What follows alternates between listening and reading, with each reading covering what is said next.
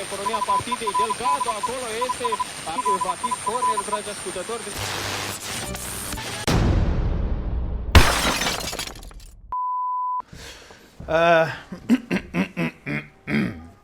Right then, it's the apocalypse in Yorkshire. Bloody Yorkshire. Yorkshire. Welcome back to It Ain't Broke and this loosely affiliated segment of Richard and Duncan talking about miserable, depressing or weird things. We're getting straight in there with Mick Jackson's television film Threads, the very storied Threads about a nuclear apocalypse in Sheffield. Yeah. Well, a nuclear apocalypse. It just focuses on Sheffield. Which happens to take place in Sheffield. Yeah. Can you imagine a more miserable scenario? Oh, the people of Sheffield will not like that. Sorry, people of Sheffield. I love Yorkshire. I've never been to Sheffield specifically though. No, so I can't comment, but I'm a big fan of Yorkshire. God's own country. But yeah, so Threads. Threads. Made for TV in 1984 for the BBC. Mm-hmm. I think originally the BBC commissioned it because somebody high up there was prior to this in 1965 I think a film was produced by the BBC called The War Games. The War Games, yes. Which was about again a nuclear attack on England, but it was decided that this film was far too frightening to show anybody. So they weren't allowed to broadcast it because they were worried there'd be a wave of suicides. That's the official the official explanation. So you can watch it. You can watch it now, though, if you want. Yes, you can watch it now. I actually saw that originally at the Imperial War Museum in London. They had it playing there. But I think it was shown kind of privately and to certain people kind of over the years. And somebody decided, hey, let's do an updated version of this for the 80s. So Threads was born. So it was written by Barry Hines, who wrote Kestrel for a Knave, amongst other things, and adapted that into the film Kes. So this does kind of have that sort of northern working class Ken Loach thing about it. Because if you sort of think that the northern working class cinema is Ken Loach. Yes. You know, and that's still going on now with the movies that he has coming out at the moment, like Daniel Blake and everything. Yeah. And Mick Jackson went on to direct The Bodyguard and Volcano and Whitney Houston videos and stuff. So Mick Jackson nothing like Threads. Right? Nothing like Threads. I mean, this does feel like a kind of Ken Loachy. Can you imagine if Ken Loach had done it though? It'd be even worse.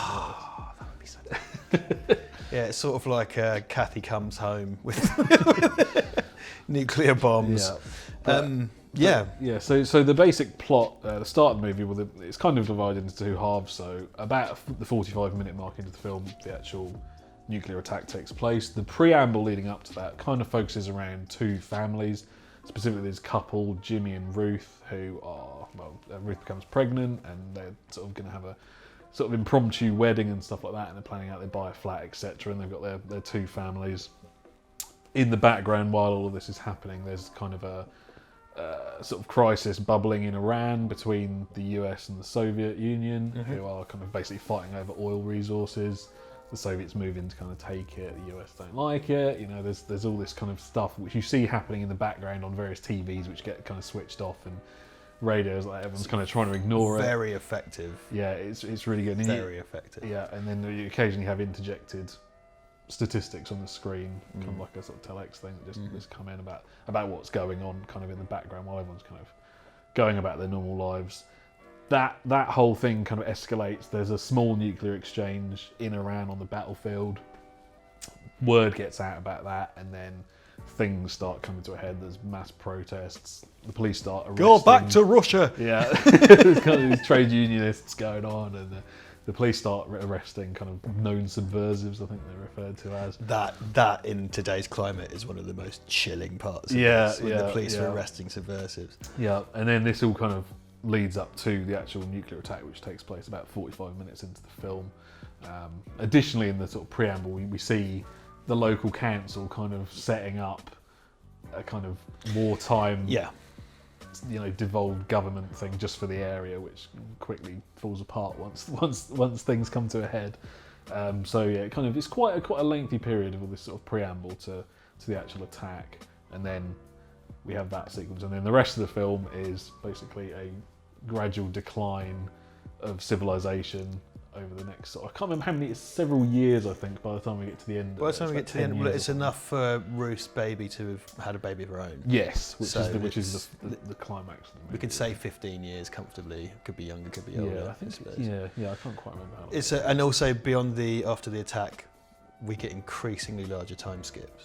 Yes. Because the first thing... It's like a few days, a few hours, a few days, a few weeks. Oh, God, and it's got that fucking voiceover. In the immediate aftermath of the attack, the central government will relocate from London to the countryside. Yeah, and it's kind of got a docudrama. Oh, it's giving me goosebumps, man. It's so... The sort of docudrama part of it really, I think, just adds to the horribleness, because unlike When the Wind Blows, which we talked about previously, which is more of a kind of pure story-based thing, this kind of interjects, statistics, facts and figures and things like that. And I know Mick Jackson did a lot of research prior to making this, talking to scientists and people that would have to deal with it, and a lot of people in the know, basically, to try and build up as a realistic picture as he possibly could of what would probably happen. So it's very sort of clinical in a lot of places and just matter of fact, which makes it all the more sort of chilling. And that just continues after. So it's in the lead up, you've got all this, occasionally these things interject, and like you say, there's a voiceover that comes in and just gives you a bit of information now and again, and it's got this horribly... It's still chilling. It is properly... I mean, it's so matter of fact. There's nothing... This is the scariest thing, I think, that exists. There's no... Wow! The scariest, Straight to the top shelf. I can't think of a scarier... Well, because it's real, isn't it? Exactly. It's one thing to have a guy chasing you with a thing, knife, that's exactly. real. But the total nuclear annihilation and the idea that surviving it is worse. Yeah. Yeah, I mean, that is the kind of takeaway of this, is you better hope you just get killed immediately. Yeah. Because the alternative is much worse. I mean, the thing now is that, with the understanding of the kind of megatonnage of nuclear weapons, even with disarmament, is enough to just annihilate everything 100 million times over, or whatever. Not actually, but, you can just destroy, cleanse the earth, essentially. It's this really... Because I think part of its effectiveness is how real the first half is, because they're real people's lives. Mundane. It's totally mundane and ordinary, and the whole the brewing nuclear conflict is very real, very realistic. It's about an escalation of arms in a situation against the Soviets and the Americans, which was a thing in Iran. And as you say, that you're drip fed that in the background. Yeah. While people are kind of consciously trying to ignore it. Like later on, there's a bit where Jimmy and his mate are sat in the pub, and something comes up about it, and the barman switches it over onto something else, and everyone's like, no, put it back on. But people are kind of trying to just pretend it's not happening, just sort of brush it under the carpet and just try and forget about it. Get on with it, as you do, right? Well, exactly. Like, even now, when bad shit happens, it's like, well, I guess just have to get on with it. Because I always remember the scene where, Jimmy and Ruth are kind of making their nest. Yeah, and she's scraping the wallpaper and she just breaks down, because it's like, what's the point? Yeah, it's clear, and she doesn't turn to the camera and go, what is the point? Like, you just need to. Like, she's just like, she's pregnant. They bought this flat, but you can tell she's thinking, what is? Yeah, she's raising a baby that might just die. At that point, I think that's after there's been this nuclear exchange in Iran, and it's kind of things are kind of set on a pretty straightforward course at that point. And, just the amount of despair in this film. It's really, and so this is before Google bought YouTube. There used to be a service called Google Video. Right. You used to be able to watch this on Google Video. Okay. I don't own a copy at present time. I've watched it quite recently though, because I can watch this whenever, which is sort of not very reflective of my mental state. I don't know, but I can watch this whenever. Sorry? It's on archive.org. Oh, it's on archive.org. Oh, fantastic! Because they've done like a Blu-ray. There is a Blu-ray which I need to get. Apparently. Introduces a few things. There was originally a piece of classical music right at the beginning, where you've got the opening thing with a spider spinning a web, which hasn't been on any of the other prints, but this has been restored from the original. From the original negatives or something. So it's fantastic! Because it's sort of, you've got to question the value of seeing this in 1080p, but hey, whatever. It's the current standard. So why not? And I'm sure it's got extras and stuff, so I should really get the Blu-ray. It does have interviews and stuff like that. Oh, fantastic. Okay, yeah. Jamie Sutherland tagged Reece Dinsdale in my tweet about this, and Reece Dinsdale liked the tweet. Yeah, so Reece Dinsdale plays Jimmy in the film, and Ruth is played by Karen Meager, I think. Yeah. Who apparently was a big anti-nuclear person at the time. The reason she wanted to be involved with it was to kind of, Oh, brilliant. make a point. Okay, basically. good. So in terms of, it's a British TV thing, so I think the budget was 400 grand for this. So, obviously not masses to work with. There's some stock footage used and stuff like that, particularly for the attack.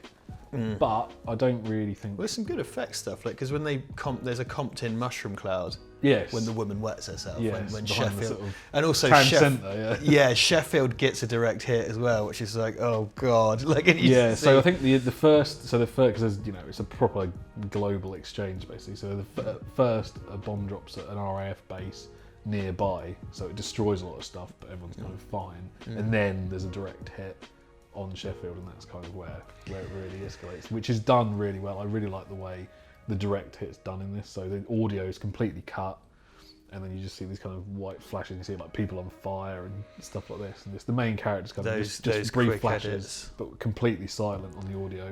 You know what else? Those another kind of because all that it's really forensic. Yeah, It's this kind of matter-of-fact forensic approach that's just like, oh god, like everything about it is just so unnerving. They use so they discuss this supposes the theoretical situation was that you would have some kind of devolved government and you would have people going to, and they show that directly. So they have the Sheffield County Council in the bunker marshalling fire people and stuff like that, and they're giving guns to traffic wardens and stuff like that. So there's this element of like dreary British totalitarianism and kind of wartime stuff. Can you imagine the local council like running everything as well? Exactly. Well, that's the last people you'd want running. And they always use the image of the traffic warden with a gun as the kind of DVD cover or whatever, and it really encapsulates this because it's there's more of a kind of 80s, 70s thing of hating traffic wardens. People still do, but they used to have those kind of black uniforms and stuff, and it's kind of like this dreary fascist image of a traffic warden with a rifle. Also, so they kind of forensically discuss how the post-war government is working. Still images, still frames, black and white of rubble and people's faces and things like that in still frames. So some of the main, I think Jimmy's dad, he kind of gets, he dies, he leaves and ends up in some sort of camp place, and he swaps some cigarettes for a bottle of scotch with this old man. Then he dies, and you just see him in a pile of corpses as like a still image afterwards. And Ruth's parents are murdered by marauders. Yeah, they're killed by. So her grandmother dies at some point. They have to sort of take her out, and then they follow the protect and survive advice of. Yeah, I mean they're somewhat better off. So they're more of a well-off family than Jimmy's family. There's this kind of obvious divide. And they have a cellar, so they're down there. Who is it? Is it Jimmy's dad or mum that goes in? No, Jimmy's mum goes into the aviary, or is it the little boy? The little boy's in. Runs in with the pigeons. Yeah, they go looking for him later on in these. There's one element of comedy in this film though. Bizarrely, during the attack, when the first bomb goes off, Jimmy's dad's on the toilet having a shit. Oh yes, and he goes, "Bloody hell!" It gets away with it because the rest of the movie is so fucking funny. Oh, but yeah, shortly after that, he's horribly burned. But he's not so bad actually. It's his wife. Yeah, and he kind of cops it anyway, doesn't it? I mean, Ruth comes through as the kind of main character. Yeah, she leaves her parents. She just decides, sod this, and she goes and just goes wandering around. And her parents are killed by looters, which is the whole thing's just unrelenting bleakness. And then the way it goes, because it kind of gets borderline science fiction towards the end. So True, although all apparently based on a lot of. It's based on the concept of a kind of exchange where people would survive and stuff. So it basically depicts a kind of reformed, devolved government marshalling survivors into farming communities and things like that. And it's basically you work for food. If you don't work, you don't get any food and you die. Yeah, Ruth, let's just say she's 20 at the start. I don't actually know. She's meant to be like 35 at the end, having lived 15 years. And these are numbers we're supposing, so you can probably look in the actual film. Let's say she's lived 15 years, her hair's white, she's got cataracts, and she's still toiling in the field, which actually, based on the current situation for pension schemes and such in this country, is probably probably not inaccurate. Just without the nuclear war, I kind of see myself like dying of a heart attack doing Deliveroo age 80. But she dies in the field. Her daughter is raped, basically, and then gives birth to a kind of, I don't know what the horrible clinical term is, like a non-viable baby. Her baby has birth defects and is probably stillborn as well. Because that's the end shot. The final shot is her face screaming, having seen the baby. You never see the baby. Yeah. You just see her face, and then that's the end of the film. I think the credits roll over the face. Yeah. And there's just this sound effect of like wind howling. Basically, this is what I was talking about. With When the Wind Blows, it finishes. You've got a song. Yeah. Roger Waters singing on this. It's just like. Because even like, it's not the same thing exactly, but like the end of Philip Kaufman's Body Snatchers, it's, it's a really fantastic ending. I'm not going to talk about it because it is what it is. But it just smash cuts to credits and silence. Yeah. Sometimes Texas Chainsaw Massacre, the original Texas Chainsaw, that finishes with Leatherface swinging his saw around, goes black, credits. Yeah. So I always thought it's funny, like the Monty Python and the Holy Grail front loads the credits just to do the gag at the end when the film gets cut off. So like it gives you the whole credits first just so they can do that, which is quite nice, really. But yeah, it kind of goes through to that thing and constant info dumps through text. So it's got this kind of documentary vibe to it. It just makes it all so real and.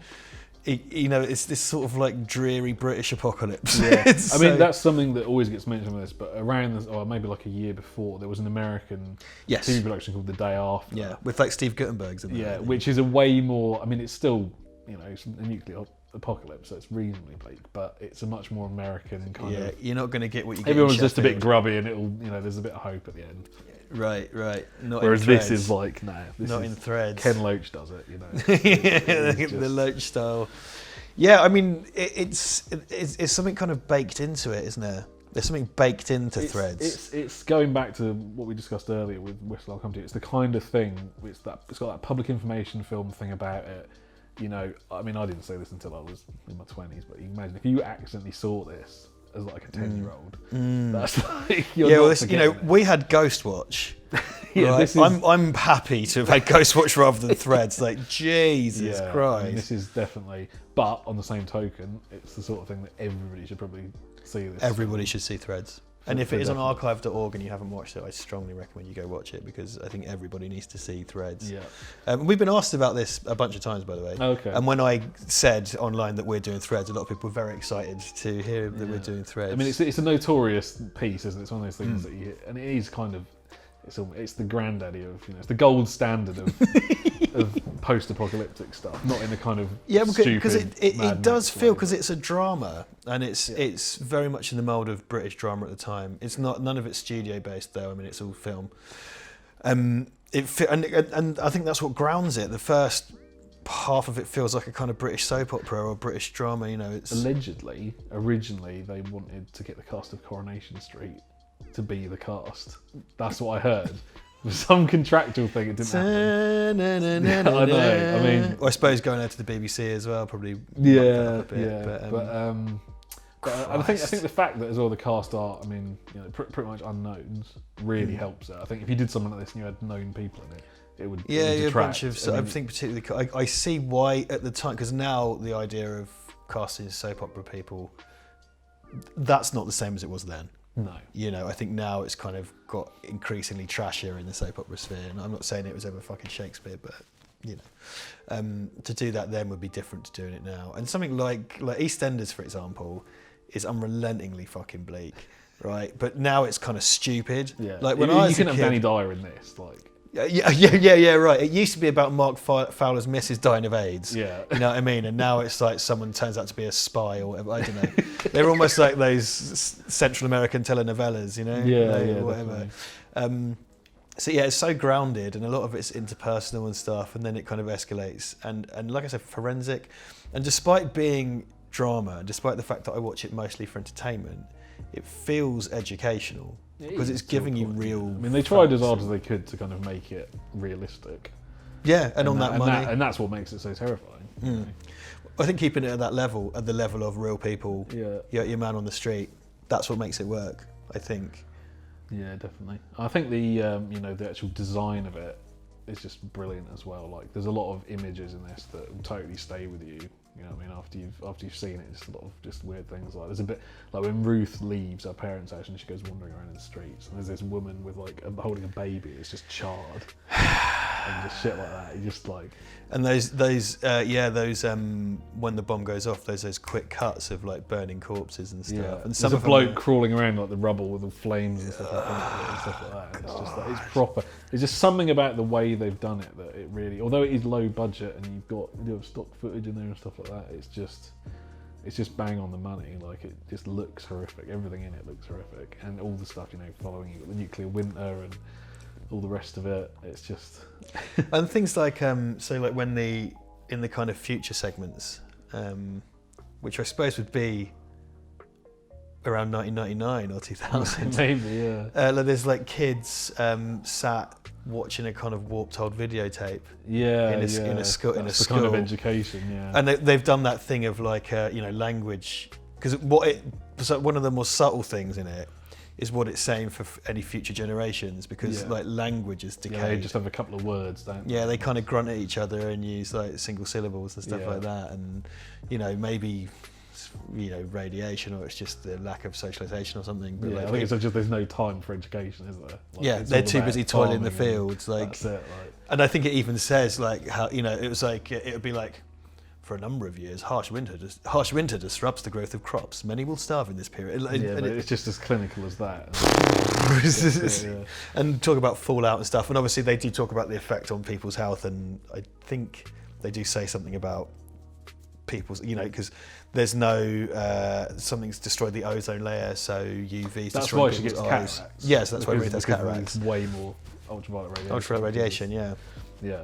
And she literally drops dead in a field. She does, yeah, and it's just kind of, everyone just carries on around her. Yeah. And that's kind of it for her, like, yeah. Yeah. It's just a society completely immersed in and used to death. Yeah. It's weird. It's like there's a kind of, the whole thing is just overarchingly bleak, and then you've got little individual elements and little subtle things in there that are just depressing as hell. like there's a bit with Jimmy's parents. You know, they're in one of those, you know, the propped up doors like you've got in a coral refuge. In a coral refuge, exactly. They're in there, and his mum comes off worse, and she asks his dad to go and get her a drink of water or something. And he's like, I'll be back in a minute. And he goes, and the taps don't work. So he just goes, and he never goes back. Yeah, he just walks out, yeah. She's just sitting, you know, he just buggers off and shit like that. It's just, you think about it and you're like, fucking hell. Yeah, it's a great representation of a society where nothing means anything anymore. Yeah. Like morals and standards don't exist, and why would they? Yeah. You know, it's just all gone out the window. Yeah, he just pisses off. He just and goes. leaves it. He like, tap doesn't work, and he just goes outside and that's it. And then you next see him at the place where they've got the food, but they're not dishing it out yet, and everyone's kind of rioting and they're shooting tear gas at them. Yeah. It's a great, because I think that's one of the low key things in this, which is obviously there, is the rise of authoritarianism. Well, that's the thing. I mean, a lot of the people you follow in it are, you know, the ordinary people. They've been in the really damaged areas and stuff, and they look like, you know, it's like just basically in rags and the rest of it. But there are quite a lot of people who seem to be doing all right. You know what I mean? Like the authority figures and the people that are working for them are kind of, they're okay. They've got the gas masks. They're being fed. They don't get to the county council in time, though, do they? Well, no, the county council get buried. The whole town hall collapses. That's because there's that whole thread is ticking clock, isn't it? Yeah. And they get there too late. They get there, but they're too late, and they've all suffocated. Yeah. And it's and the idea of, like, you know, I don't know, Karen, who's normally in charge of road signs, is suddenly now the person directly responsible for distributing fire services and stuff like that. Like, you know, like, or Keith, that normally just does admin, is suddenly in charge of the police. Like, that's it, isn't it? And as well, when the whole thing starts, I think the first bomb that goes off is an aerial one. It destroys all the electrical. Yeah, does so the they're EMP. basically completely impotent then. All they've got is a couple of radios. Yeah. Most of the gear doesn't work. They can't really do anything. And it's just... I've been to the Cambridge equivalent of that in the Shire Hall. Oh, really? Because, it's worryingly small, but at the base of Cambridge Shire Hall there was a nuclear bunker for the local government. Oh, okay. And they opened it up because they had archaeology on display there, because they can regulate the humidity. Right. And they also had a small kind of nuclear section, so I went to that. And also, Britain's government was going to move to Brooklands Avenue in Cambridge. Well, yeah, because there's right near. Yeah, so where you used to work, isn't it? I suppose. Still do, yeah. But there's a nuclear bunker there which we can't go in. Allegedly, we used to own it, but. Right. Yeah. So in the middle of now, that used to be just kind of scrubland and stuff. Now it's a housing estate, and there's a bunker where the British government were going to relocate here to Cambridge. So if you go to the end of Brooklands Avenue, and I've got some friends who live around there, there is a nuclear bunker just sat there. And at the present time, the public aren't allowed in, which is really frustrating. I know, I'd kill to go. It's listed, so they can't do anything, they can't destroy it. So that should be a museum. It should be. It should be. I think it was up for sale a few years ago, so maybe. Roll my fucking eyes. I mean, like, I'd buy it if I was a zillionaire. I'd buy it and turn it into the Threads Museum. I'd have pigeons, and I'd have Rhys Dinsdale greeting people at the door. Someone sat on the board going, bloody hell. Bloody hell. Rich himself's too busy to come and work in my Threads museum, but I would hire actors to sit on a toilet and say bloody hell. Bloody hell. Yeah, so there's a little bit of our nuclear history as well in there. Well, we're at 25 minutes, but I know today's current camera only runs till 27, which means these episodes are marginally shorter. I am working on getting a cinema camera, and then these episodes will be unlimited. Can you imagine? Imagine unfiltered, unedited, far too long. It'll be like a new Quentin Tarantino. Like the newest film from Quentin Tarantino. So basically everything's going to be 2.5 hours long, and every 5 minutes a quite young girl is going to show you the bottom of her feet. And that's the new format for It Ain't Broke. Brilliant. I thought Once Upon a Time in Hollywood was overlong and masturbatory. I haven't seen it, but that's what everybody's told me. Come at me. There are some good bits in it, but basically far too long. I can't be dealing with Tarantino these days. Doesn't know how to edit stuff. Well, no, because no one controls him. No one tells him. No one says, no, you can't do that. They just let him get on with it. Anyway, that is off topic. Go and watch Threads, though. Go watch Threads. If it's on archive.org, go watch Threads. I've got quite a lot of editing to do. We were talking earlier about working to deadlines. I've got to handle a bunch of stuff tomorrow that I've got to do tonight. But I sort of want to sit down and with my tea and watch Threads tonight on archive.org, so I might do that. Good way, just before we go to bed. Just before we go to bed, yes, in these tense a lovely little international bedtime times. story. Well, that's the other thing to say, isn't it? Yeah. Maybe it's pressing. Becoming more relevant again, but anyway. Yeah, maybe if that did scare everybody out of nuclear war in the past, everyone should watch it again, but don't remake it because that would suck. Yep. Right, I'm going to wrap up. I normally list off all the social media and stuff that's available, but I can't be asked. It's in the description. We do have a Patreon, we do have other stuff, so that's Facebook lovely. and that. Facebook and that in it. So Duncan has just done a block of 4 things. That's it for now. He'll be back, won't you? Hopefully, yeah. He'll be back. He has to return to his own dimension. Find a lad back. He has to return to Earth 2 with the other alternate Duncans, where President Schwarzenegger has just annexed the Norwegian free zone. That is all for now. Goodbye. Bye. Support your 7th or 8th favourite YouTube channel by buying crap, tat, junk, hogwash and filth at redbubble.com/people/Val Verde Shop.